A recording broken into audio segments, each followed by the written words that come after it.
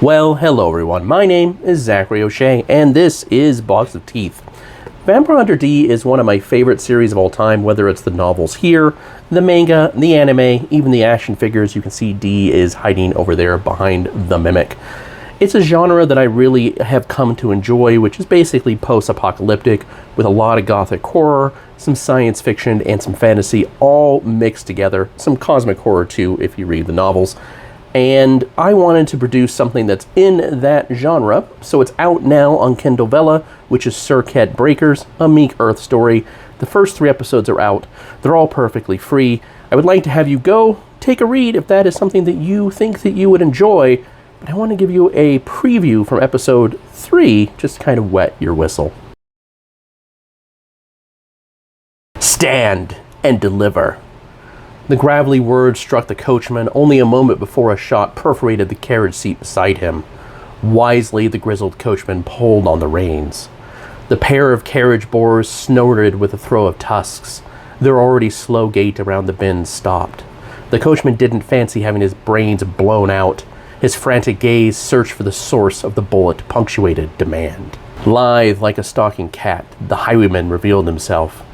Arvel, a spindly man, rose to stand atop a kudzu-consumed shard of concrete with his firearm already trained on the driver.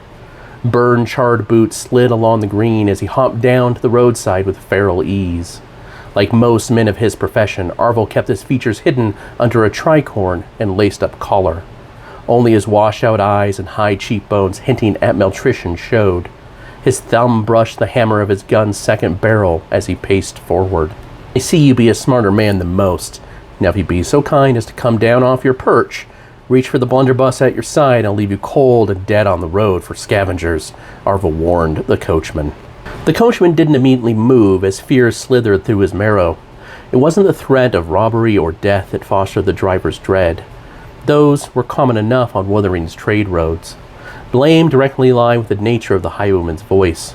Never before had he heard an utterance so rough and timber, as if his adversary's throat was full of rocks as well as muscle. It took a moment more for the threat to sink in, and by then the coachman's body was already responding despite growing terror. His foot slipped, and with a yelp, the driver fell, smashing on his side instead of stepping onto the road with any skill. Tears filled his eyes as he watched the tattered hem of the brigand's coat and blackened boots draw closer.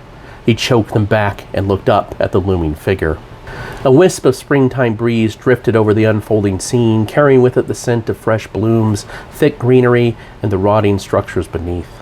Traces of the morning storm still clung to the leaves of twisted trees, saturated the blocks of shattered concrete their roots wove between. Warm shafts of sunlight flickered as they passed through the skeletal remains of a toppled skyscraper not far off. Past that was the distant metal hand of one of the ancient war machines. That meant the sleepy hamlet of Olverton was half a day away. Half a day away from aid might as well be a lifetime for the coach and its passengers at the moment. Before the coachman could fully pull himself to his feet, Arvel lashed out with a savage kick to the gut. He aimed his 3-barrel gun down at the man's head and chuckled. The wet and broken sound was a horrible thing to hear. "I think I fancy you laying there on the ground, friend." A whimper escaped the coachman's throat as he looked up from the muzzles to Arvel's gaze. The bandit's eyes held a faded blue hue and a strong undertow of hunger. He bobbed his head mutely in compliance. "Please." The feminine lilt from within the carriage played a brilliant counterpoint to the robber's rough drawl. With a soft creak, the glass window inset and the door opened slightly wider, and with it came a trace of a simple floral perfume, almost mist when mixed with spring's bounty. But Arvel had a keen nose.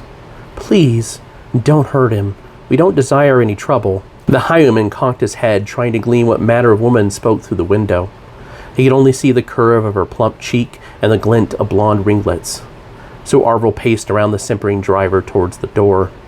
The coach itself wasn't a remarkable one, just the usual mass-produced sort one saw rattling on the roads between Wuthering cities every day, weather permitting. It had a sturdy and boxy design with thin plates of brown lacquered steel around the doors and covering half the wheels.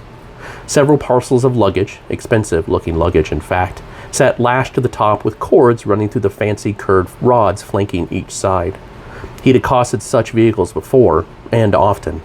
How travelers expected to fend off real raider attacks in these death traps was beyond him. Of course, there's a lot more to episode 3, including who exactly is in the carriage and what precipitates from their interaction with Arvel, and I would invite you to go have a read as we get that kind of slow build up to some horror as well in following episodes. You can find Sur-Khet Breakers, Sur-Khet,